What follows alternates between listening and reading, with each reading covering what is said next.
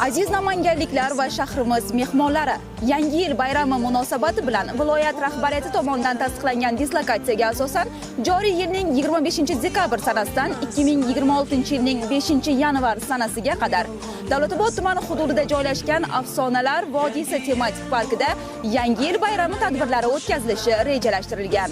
Shu munosabat bilan tuman hokimining tegishli farmoyishiga asosan bayram tadbirlari o'tkaziladigan kunlarda Afsonalar vodiysi parki ichidagi yo'l G'irvonsoy ko'chasida, G'irvonsoy G'alaba va G'irvonsoy Islom Karimov ko'chalari kesishgan chorrahalar oralig'ida avtomobillar harakati vaqtincha cheklanadi. Viloyatning boshqa tuman hududlarida o'tkaziladigan Yangi yil bayrami tadbirlarida ham zarurat tug'ilsa, avtomashinalar harakati vaqtincha cheklanishini ma'lum qilamiz.